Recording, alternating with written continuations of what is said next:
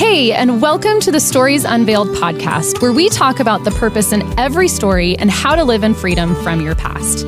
I'm your host, Ashley Sears, and each episode you're invited into a conversation about real life between me and a friend. I believe if an issue is addressed in the Bible, then it's important to create a safe and supportive space to discuss it. While some of these conversations are not easy, I do believe they are worth it. If you like what you hear, please visit our ministry at storiesunveiledconference.com. Thank you for joining today. This episode is brought to you in part by Pure Desire Ministries. Lives and relationships are being destroyed by sexual brokenness, pornography, and betrayal trauma. Pure Desire believes you were designed to live a life without sexual brokenness and the effects it can have on your future. After working with men, women, and churches for over 20 years, Pure Desire has developed a comprehensive plan to breaking free, healing relationships, and getting your life back from sexual brokenness and betrayal trauma. Through recovery and healing groups, a clinical program, and partnerships, Pure Desire is helping the church effectively address unwanted sexual behaviors, betrayal trauma, and the impact of sexual brokenness. To join a group, start counseling, or get more information, go to puredesire.org. You can take your life back from sexual brokenness and betrayal trauma. Start your journey of healing today. Ashli Fiola and I have a conversation about navigating how to work through when you don't feel equipped to do the things that God has called you to do. Ashli currently has the pleasure of leading women's ministry in a local church in Boise, Idaho. She loves Jesus, coffee, and hearing what God is doing in women's lives. And sometimes she gets to enjoy all three at the same time. Ashli is a woman who leads by example, and I am happy to share this episode with you. I hope you enjoy it. Thanks so much for being here. Thank you for having me. Yeah, no problem. So I want to start by just saying we are going to kind of talk about this idea about God calling the equipped versus Him equipping the called. Mm-hmm. And this is something that I know that you've walked out in your life. Yes. Talk to me about the first time that you've really wrestled with this. So I've been involved in women's ministry for the better part of 17 years. Okay. And I have been involved. By been involved, I mean I attended Bible study for the first few years. So you weren't leading per I wasn't se. leading. I was just involved. I love Bible studies. I am a Bible study junkie. Okay. I could be worse love things. them. Sure. This is a fact. So when we started attending Calvary Boise in 2013, mm-hmm. I was in a Bible study. I was brand new to the church. I didn't know a single person, but before we had even stepped foot into the church, I had already signed up for this Bible study we were going to do. Also, side note, I love Beth Moore. So they were doing a Beth Moore study. So I was all about, I was in. Yeah. And I remember just being okay, I'm a Bible study girl. That sounds great. And the gal that was our small group, our little small facilitator said, I'm going to miss next week. Would you be willing to just lead the discussion? And I was no, because I don't do that. That's a hard pass. Yeah. I was super, but no.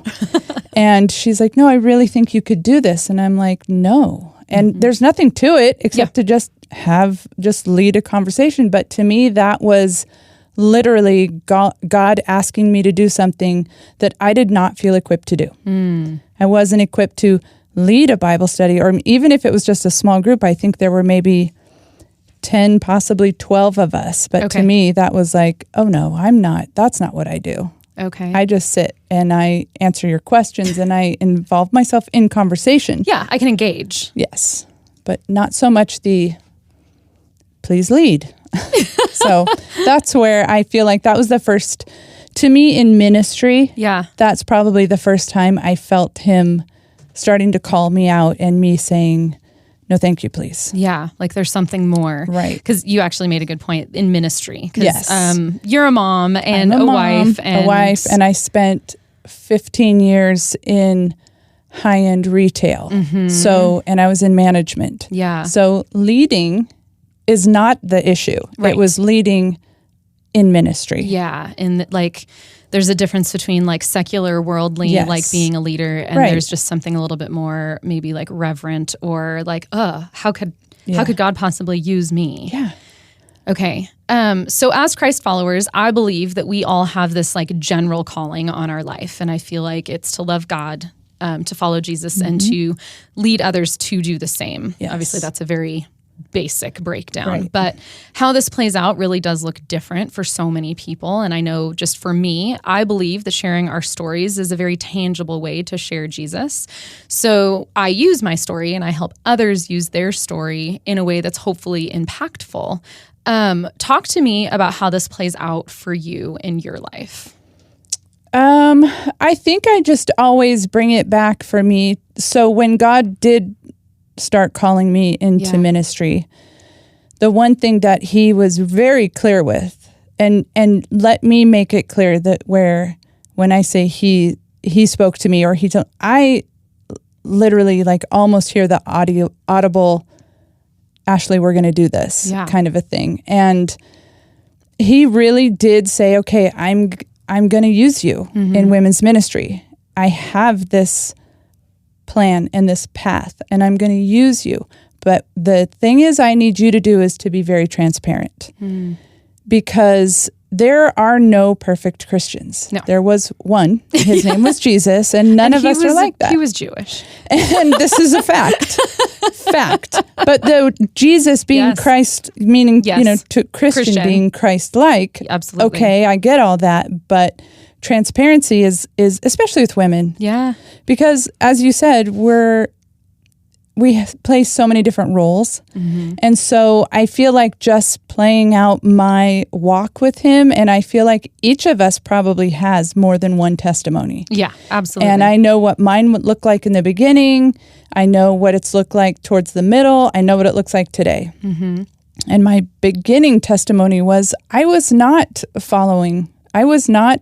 living the, go to church every Sunday. I mean, I knew who he was, and I never doubted his existence, but I didn't go to church every Sunday. I didn't, I was at the time living with my boyfriend, who is my now husband. Same. So we weren't, and it was like one of those things where it's like, how are you going to lead a group of women, or how are you going to lead anybody with this sordid past, if you want to call it that? And I feel like that's probably why the woman at the well is so important to me in my walk and my testimony and my story, because he met her right where she was, knew all of the things that was wrong with her. Yeah. He called her out right then and there, but not in a condemning way, just in a way of like, I know these things about you. And like, I see you. Yeah. Like, it's not in condemnation, because Jesus, that's not his character. But I love the way he met her. He met her knowing she was out there. He knew. I mean, anybody who had walked upon her, I suppose, would know. She's there by herself. It's the middle of the day. Why are you out here with no friends, companions? Because you've been set to go do this stuff by yourself. Yeah. Yep. And I think that because he just loves us, and he wants us to be, he wants us to know that he loves us for who we are. And that's kind of, he met me at my well, which happened to be my backyard. And he was like, this was not, and I, again, in full transparency, I was 30 years old. Yeah. So it's not like I was, born on a pew. Yeah. And I want women to know that, it doesn't mean anything. It doesn't mean that he won't use you. Yeah. So I think that's, for me, that's how I've walked it out. And I have 3 teenage daughters, and I beg for prayer every day, because I'm like, you got to know that Jesus is the center of my house, but I still need your prayers. you know, like, this is real. This is real life.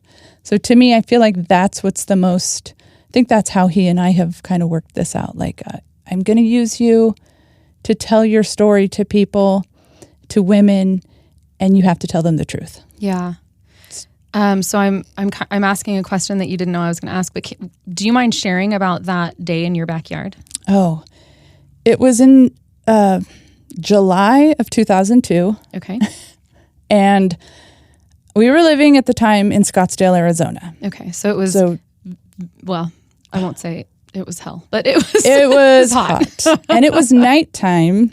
And it was hot. Yeah. And I had this detail is important to my story because I had she was at this point probably 5-ish months old, tiny Chihuahua puppy. Okay. And she was so dinky. I would let her out in the backyard, and my biggest fear was that she was going to get snatched up by some bird of prey. Absolutely. So I had to take her out, and I watched her, make sure she was fine. And I was standing, and it was months before we were going to get married. We were engaged at that point. And I just remember standing there just feeling so overwhelmed because I was trying to plan a wedding out of state. Yes. And I didn't feel like I couldn't do it. I was overwhelmed. And I just, at that moment, I cried out to God. And I cried out to say, I want this.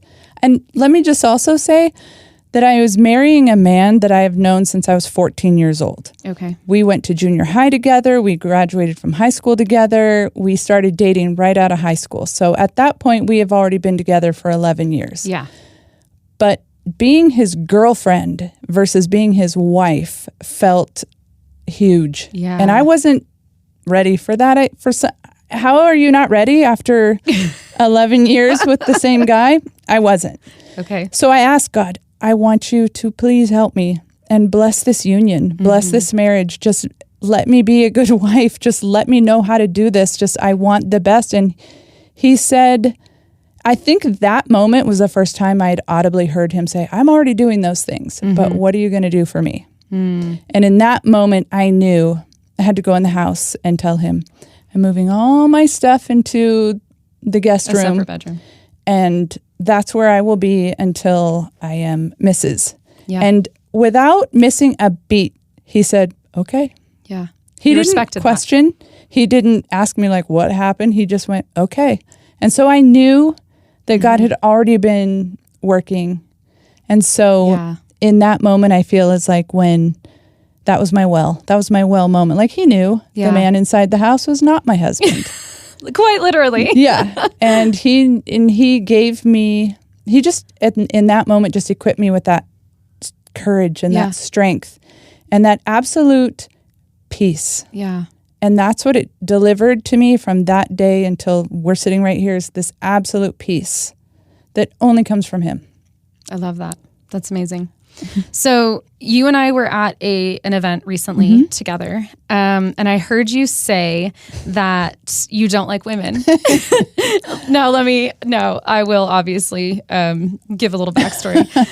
But we were at a women's event, and you said, I don't like women, that you'll take the kids all day long, but not women. Yet here you are, leading and serving women so faithfully. Yeah. Tell me about that, and tell me about why you didn't like women and what changed. Well, that again goes back to, as I was saying, I had spent up to that point, I had spent 10 to 15 years in high-end women's retail. Yep. And if anybody has ever spent a minute in high-end retail, it's it's commission-based. Yes. And, there is no sisterhood. There is no, it can be. And every woman for themselves. Yeah, for sure. Yeah. And let me apologize right now. Just say I'm sorry if I'm offending anybody in high-end retail who's not that person, but I've been there. Yeah. I've done that. I've worked for some really like high-end stuff that it's cutthroat. It's catty. It's gossipy. It's backstabby. Yeah. And so to me, that's what being around women was like for a really long time.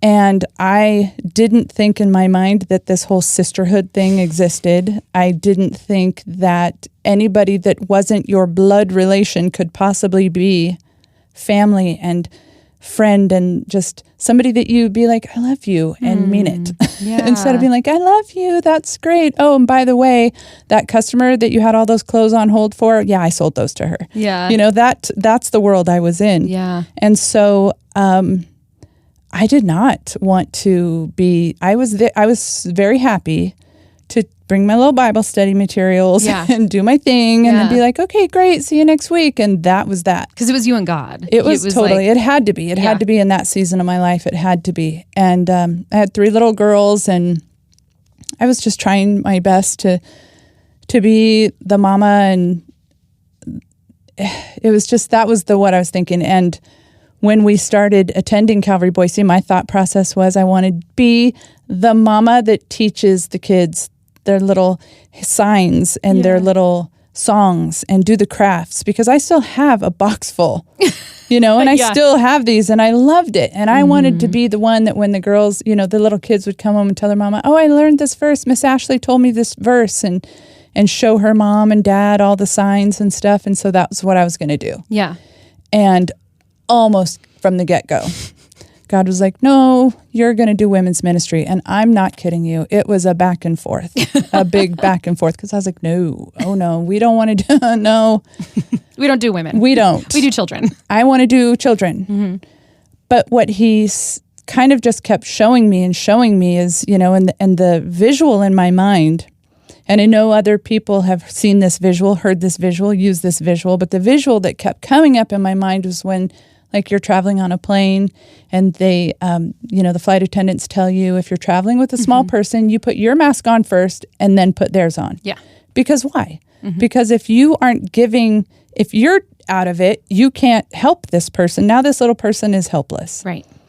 And it was just over and over like, you need to be fed. Mm-hmm. You can't feed these little people if you're starving or if you don't know what you're doing. Mm-hmm.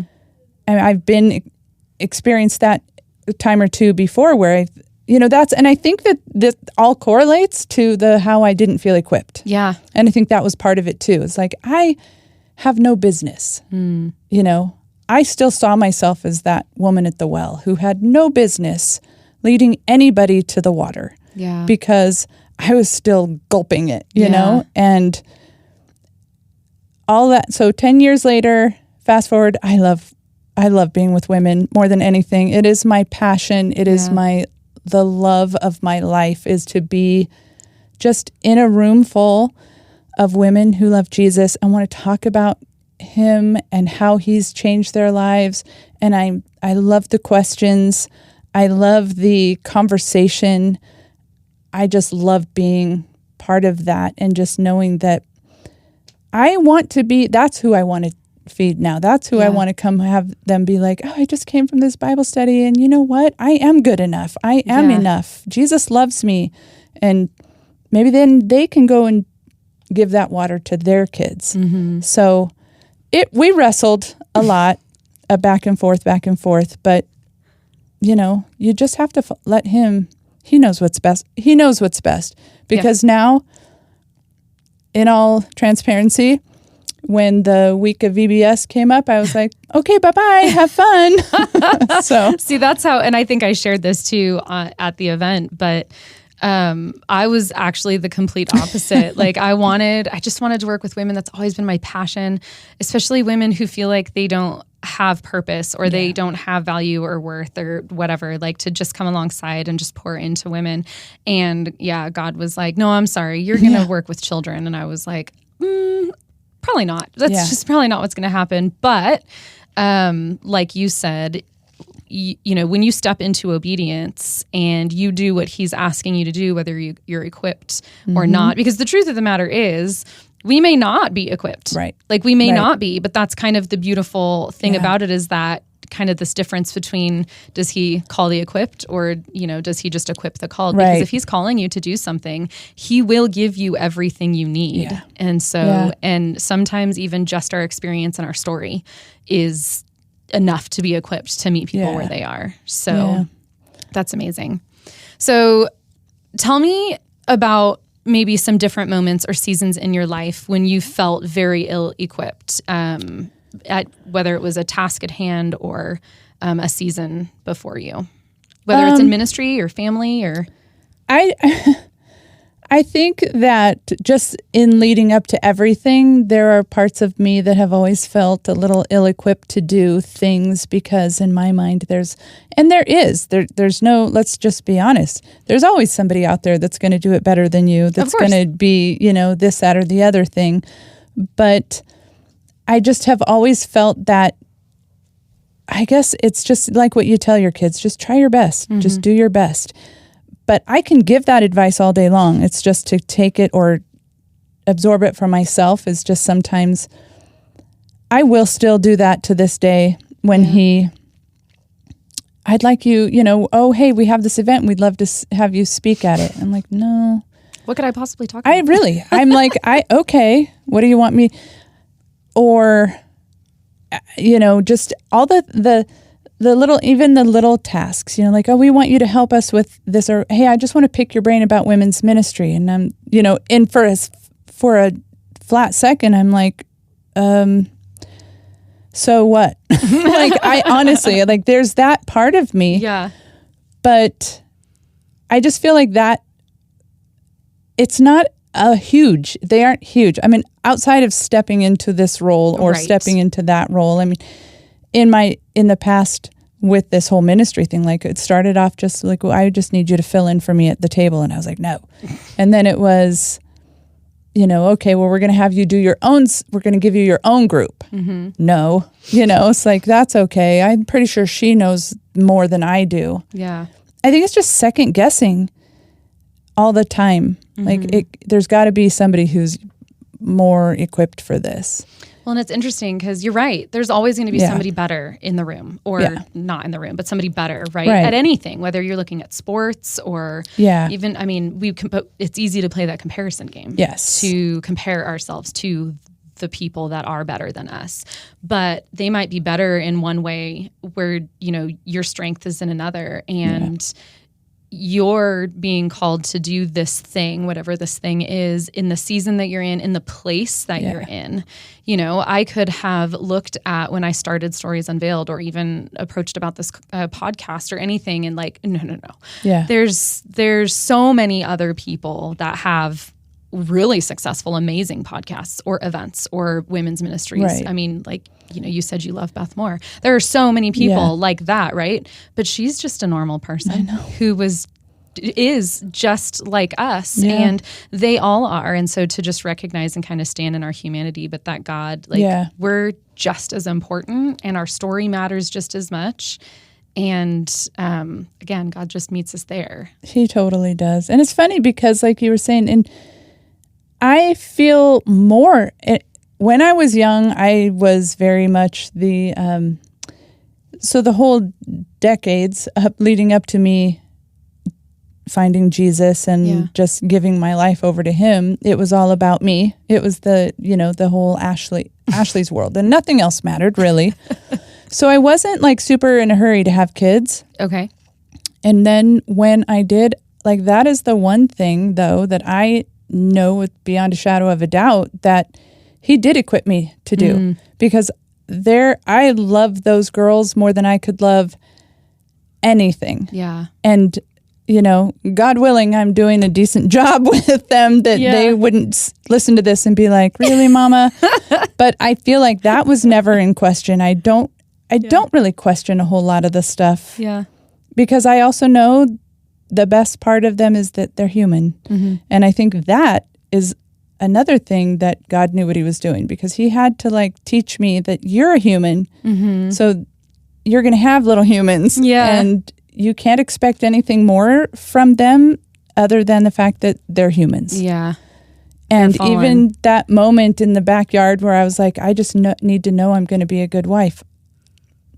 Yeah, you are, because you adore your husband. You love him more than, your own life. Yeah. So yeah, you're going to be fine at that. For some reason, it's always the ministry stuff that I'm just like, oh, I just feel like there's somebody that's got to be, you got to call somebody else for that. But then in the moment, like even sitting here with you, I'm like, really? You want me to come do this with you? But in the moment, I'm like, this is exactly where I need to be. Mm-hmm. And this is exactly where, just this conversation is so easy to have because why? It's all about Jesus. Yeah. It's all about him. Right. It's true. It's true. So this is kind of an encouragement piece for people listening, but for someone that's maybe standing in front of a big decision or a big task, something that seems too big, and they don't feel qualified or equipped or prepared, regardless of what this is, a task, a decision, what would you tell them? Well, the first thing obviously would just be to pray about it. Yeah. You know, I mean, that should be the starting point. Mm-hmm. But just to seek God's will. And here's the thing that I didn't ever question was his will is something that we may not like. Mm-hmm. We may not agree with it, mm-hmm. but it is his will. Yeah. And we are to accept that. Right. Because he does have a bigger plan. He does have something more for us. He knows our path. I mean, yeah, I had all these other plans, but he knew exactly where. And as it turns out, he was right. Yeah. You know, I mean, just to trust that. Yeah. And to just go before him and to seek that above and beyond. And then, most importantly, when you receive that answer, to go all in and just be bold about it. Mm-hmm. You know, I mean, you have to just trust that his plan is going to be the best for you. Yeah. And just be willing. I think that's the biggest thing too, when you're faced with something like that, is to just, when you think about it and you think about like, why was Mary chosen to be his mom? Right. There was really nothing special about her. She was a teenager. Yep. She was marrying a carpenter. Mm-hmm. I mean, really, at the end of it all, it's because she was willing. Right. And there wasn't anything remarkable. No. I mean, as far as like biblically speaking and some of these other women in the Bible. But yeah, she was willing. She was willing. She said yes. Yeah. Like in her heart and her spirit. I like that about her too, because she didn't really question. No. There were, you know, like she had the logistical question, the realistic, like how is this supposed to happen? Question. Right. I know how this works and that hasn't happened. Yes. So how? But other than that, it wasn't a like, oh my gosh, why me? And oh, no, I can't be the one. And I think that, I mean, for her being a young teenage girl to just be willing. Yeah. That's where I think we can do that. Yeah. We can do this. Mm-hmm. You know, you got this. Because why? Because he's got you. Yep. Because it's not in our own strength. No. And it's not even about us. Right. At the end of the day, it's exactly what it is. These aren't, I love a couple years ago, you're from Stories Unveiled. Mm-hmm. Your story, his glory. Mm-hmm. That's what it is. Yeah. That's a 100%. Like everything I'm telling you right now has nothing to do with me and everything to do with him. Yeah. So when you do the things that God asks you to do them humbly. Yeah. Because he picked you. Yeah. And to me, that is what I have to remember every single day. Like he picked me. Yeah. To be Jason's wife, to be Callie, Casey, and Chloe's mama, to be in women's ministry. He picked me to do that. And that is, I didn't choose it. He picked me. And I think that's what just has to drive you to remember, like, obviously he picked you for a reason. Yeah. So yeah, that's awesome. Thank you so much, Ashley. Oh, thank you. Thank you for having me. Yeah, absolutely. Until next time. Thank you so much for joining us for today's conversation on the Stories Unveiled podcast. We would love it if you would leave us a rating or a review.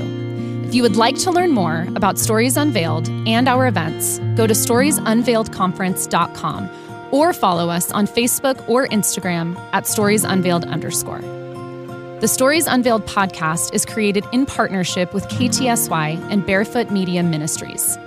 For more encouragement and other podcasts, visit ktsy.org. Have an incredible day and go live unveiled.